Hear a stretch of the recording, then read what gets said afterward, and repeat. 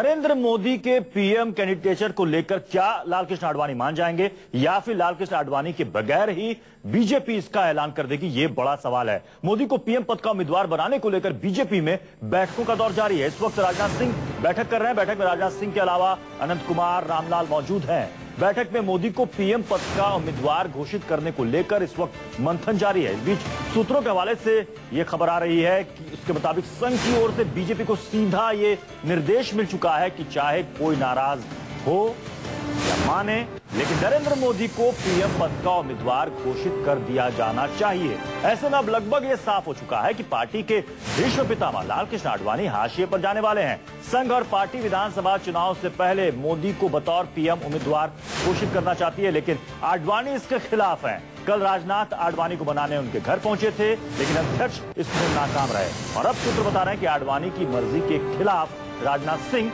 मोदी के नाम का ऐलान कर सकते हैं। और सूत्र यहां तक बता रहे हैं कि बीजेपी मोदी को लेकर आडवाणी की अब कोई भी शर्त मानने के मूड में नहीं है और हो सकता है कि गोवा कार्यकारिणी की तरह एक बार फिर आडवाणी की मर्जी के खिलाफ मोदी के नाम का ऐलान कर दिया जाए।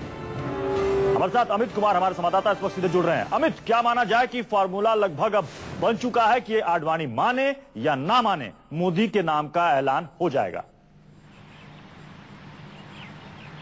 जी हाँ, इतना तय हो चुका है कि अब जो नरेंद्र मोदी के नाम का ऐलान होगा वो लगभग आडवाणी की नाराजगी के बावजूद होगा, क्योंकि जो कोशिश थी वो सारी कोशिश नाकाम हो चुकी है और इसके बाद अब सिर्फ फैसला लेना है और फैसला लिया जाना लगभग तय है। नरेंद्र मोदी का नाम तय है, संघ ने तय कर दिया, पार्टी ने तय कर दिया। अब कोशिश ये है कि कम से कम इस पूरे बवाल में कितना शांत किया जा सके और इसीलिए सुषमा स्वराज और मुरली जोशी को बनाने की कोशिश की जा रही है और उम्मीद की जा रही है कि जिस तरह का विरोध लालकृष्ण आडवाणी का है उस स्तर पर उतनी दूर तक अपना विरोध लेकर सुषमा और मुरली जोशी नहीं जाएंगे और इसलिए कहीं ना कहीं उन्हें मना लिया जाएगा ताकि जब ऐलान हो तब बाकी भले लालकृष्ण आडवाणी वहां पर मौजूद हो या ना हो, लेकिन सुषमा जोशी ऐसे नेता मौजूद हो। और इसीलिए शाम को अभी जो करीब 3 बजे एक बैठक होने वाली थी सुषमा स्वराज के साथ, उम्मीद है कि जो अब टल गई है, हालांकि अभी तक कोई शेड्यूल्ड मीटिंग नहीं है अभी बताया जा रहा है, लेकिन उम्मीद है कि लगभग शाम को करीब 5 या 6 बजे वो फिर से बैठक हो सकती है। तो और दूसरी तरफ राजनाथ सिंह के घर पे थोड़ी देर पहले एक बैठक चल रही थी, जो बैठक अब खत्म हो चुकी है। इसमें अनंत कुमार थे, रामलाल थे, सौदान सिंह थे। अपनी तरफ से पूरी कोशिश है, लेकिन ये लगभग तय है, ये लगभग साफ है कि नरेंद्र मोदी के नाम का ऐलान होने को लेकर सिर्फ औपचारिकताएं बाकी है। अब राजनाथ आडवाणी मानते हैं या नहीं मानते हैं, अब ये उन पर तय होता है, लेकिन पार्टी ने, राजनाथ सिंह ने और संघ ने मन बना लिया है कि नरेंद्र मोदी के नाम का ऐलान होगा। बिल्कुल बिल्कुल, अब ये देखना होगा कि बीजेपी की तरफ से कब इसका ऐलान किया जाता है। नरेंद्र मोदी की पीएम उम्मीदवारी पर आडवाणी नाराज है, उन्हें हाशिए पर भेजने की तैयारी भी चल रही है, लेकिन बीजेपी के नेता कह रहे हैं कि पार्टी में इस मुद्दे पर कोई मतभेद नहीं है। अध्यक्ष राजनाथ समेत पार्टी के तमाम नेता यही कह रहे हैं कि बातचीत के जरिए जल्द ही इस पर फैसला ले लिया जाएगा। मामला सुलझ जाएगा, क्योंकि लगता है नहीं, भारतीय जनता पार्टी में कहीं पर कोई विवाद नहीं है। भारतीय जनता पार्टी में जो भी फैसला होगा सहमति के आधार पर नहीं, कहीं कोई प्रॉब्लम नहीं है, बस इतना ही मैं कहना चाहता हूँ। तो क्या ये ऐलान जल्द होगा सर? अब आप प्रतीक्षा करिए, देखिए।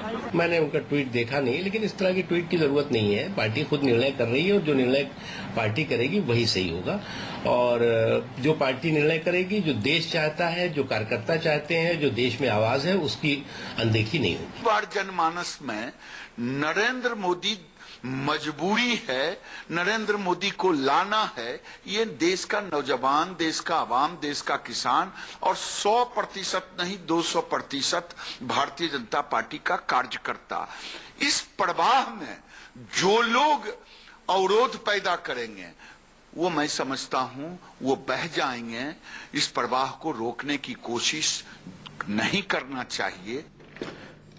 तो राजनाथ सिंह पार्टी के अध्यक्ष हैं, जाहिर तौर पर वो यही कहेंगे कि पार्टी के अंदर किसी तरह का कोई मतभेद नहीं है। अमित, सवाल यह है कि क्या पार्टी चाहेगी कि गोवा कार्यकारिणी में जो उस वक्त हुआ था, मोदी को प्रचार प्रमुख बनाने से आडवाणी नाराज हो गए थे, पार्टी के सभी पदों से इस्तीफा दे दिया था, क्या ऐसी नौबत आए या उससे पहले ही आडवाणी को इस बार मना लिया जाए?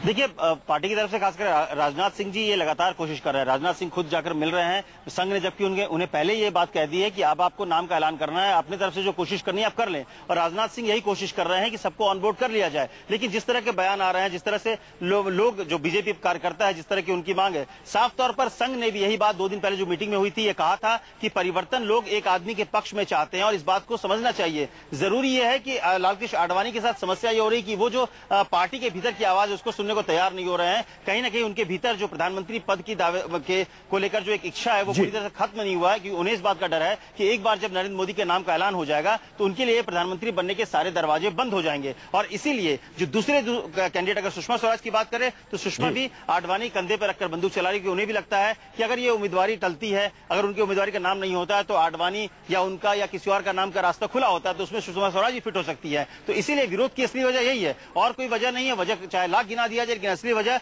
अपने अपने जो इच्छा सवाल अब देखना यही है अमित कि ये हठ योग लालकृष्ण आडवाणी कब छोड़ते हैं? क्या शाम तक वो मान जाते हैं या फिर उनकी नाराजगी बरकरार रहेगी? इधर एनडीए के घटक दल शिवसेना का कहना है कि ये बीजेपी का आंतरिक मामला है। बीजेपी बड़ी पार्टी है, पीएम पद की उम्मीदवारी पर बीजेपी के फैसले के बाद हम अंतिम फैसला लेंगे। भारतीय जनता पार्टी का इंटरनल मामला है।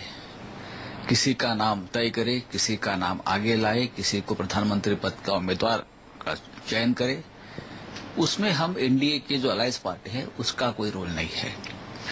हम चाहते हैं कि ऑल इज वेल होना चाहिए। हम कांग्रेस को इस देश से खत्म करना चाहते हैं और इसलिए हम ऐसे नेता की तलाश में है जो नेतृत्व करे आने वाले चुनाव में पूरे एनडीए का, खास करके, और लोग उनके नाम पर भी वोट दे जाए। लेकिन भारतीय जनता पार्टी बड़ी पार्टी है हमें, और अधिकार भारतीय जनता पार्टी का रहेगा कि प्रधानमंत्री पद का उम्मीदवार कौन हो। अब उनके पार्टी में, बीजेपी में बड़े नेता है, पुराने नेता है, तो वो तय करेंगे, उसमें हमारा कोई रोल नहीं है। तो एनडीए के घटक दल वेट एंड वॉच की स्थिति में हमारे साथ अमित लगातार बने हुए हैं। अमित, क्या एनडीए को मोदी स्वीकार्य होंगे? देखिए, मोदी स्वीकार होंगे क्योंकि जो एनडीए में सबसे बड़ी बात कि एनडीए में बचा कौन है? अकाली दल और शिवसेना, इन दोनों के पास, जहां तक शिवसेना की बात करें वो राष्ट्रवाद की बात करते हैं, तो इसलिए हालांकि बाला साहब ठाकरे ने सुषमा स्वराज का नाम आगे बढ़ाया था, लेकिन जब पिछली बार जब उद्धव ठाकरे यहां दिल्ली आए थे, जब उनसे ये सवाल पूछा गया तो उन्होंने कहा कि वो 2 साल पहले की बात है और इन 2 सालों में बहुत कुछ बदला है। तो निश्चित तौर पर उन्हें ही पता है कि आज हालात क्या है। इसके अलावा शिवसेना के पास कोई दूसरा ऑप्शन नहीं है कि वो बीजेपी का साथ छोड़कर अकेले अपने दम पर महाराष्ट्र में चुनाव पे जाए। तो बहुत सारी ऐसी बातें, और दूसरी बात की इनके पास और चाहे अकाली दल भी हो, तो इसलिए ये अब अलायंस का ना उन दोनों के पास ऑप्शन है जो अलायंस पार्टनर्स है, ना ही बीजेपी अब अलायंस की बहुत ज्यादा चिंता कर रही है। बीजेपी के भीतर जो सबसे मुखर रूप से सामने आई है, लगभग 1-2 नेताओं को छोड़ दिया जाए तो इसके अलावा पूरी पार्टी एक साथ खड़ी है, पूरा संघ एक साथ खड़ा है। ऐसे में सिर्फ लालकृष्ण आडवाणी को बीजेपी को पता है कि एनडीए के अंदर घटक दल में कोई भी ऐसा नेता नहीं है जो नरेंद्र मोदी को चुनौती दे सके। बीजेपी मोदी को पीएम पद का उम्मीदवार घोषित करने की लगभग पूरी तैयारी कर चुकी है और कहा जा रहा है कि कल तक मोदी के नाम का ऐलान भी हो जाएगा। लेकिन मोदी के नाम से ही बीजेपी विरोधी दलों के निशाने पर है। जेडीयू का कहना है कि अगर मोदी को पीएम पद का उम्मीदवार घोषित किया गया तो देश का नाश हो जाएगा। वहीं एनसीपी का कहना है कि बीजेपी के लिए 13 नंबर अशुभ है। मैं कह रहा हूं कि हिंदुस्तान का ऐसा ये बुनियादी सिद्धांत है, सबको साथ लेकर चलना, बगैर इसके देश नहीं चल सकता और वही होगा। यहां कोई आदमी बंटवारे का या सेक्टेरियन आदमी नहीं बनेगा, और बनेगा कभी तो सर्वनाश हो जाएगा देश का। भारतीय जनता पार्टी 13 के आंकड़े को लेके परेशान है। 13 दिन की सरकार, 13 महीने की सरकार और 13 मई के नतीजे से एनडीए की सरकार चली गई थी। मुझे लगता है कि 13 का आंकड़ा अब बीजेपी मानती है अशुभ है, इसलिए शायद मोदी के नाम की घोषणा न कर पाए। लेकिन हम तो भारतीय जनता पार्टी से कहते हैं कि आप पहले आगामी 2-4 चुनाव है जिसमें राजस्थान और दिल्ली के सीएम कौन, इसकी घोषणा उन्हें करनी चाहिए, न कि मुंगेरी लाल के सपने देखे प्रधानमंत्री कौन, इसकी घोषणा होनी चाहिए। भारतीय जनता पार्टी सही मानों में दिल्ली में चुनाव जीतेगी ये उन्हें विश्वास नहीं, राजस्थान में चुनाव जीतेंगे ये उनको विश्वास नहीं, इसलिए राजस्थान और दिल्ली के मुख्यमंत्रियों की घोषणा नहीं कर पा रही। अमित, हालांकि अभी तो विपक्षी दल कम हमलावर है, लेकिन जैसे ही नरेंद्र मोदी के नाम का ऐलान बीजेपी की तरफ से हो जाएगा, शायद ये हमला और ज्यादा तेज हो जाएगा और कुछ नए सियासी समीकरण भी देखने को मिल सकते हैं।